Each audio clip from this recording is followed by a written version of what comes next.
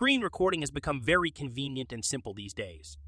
There is an effortless approach that I would like to share with you on how to record your screen with audio. Initially, you will need to open up your screen recorder.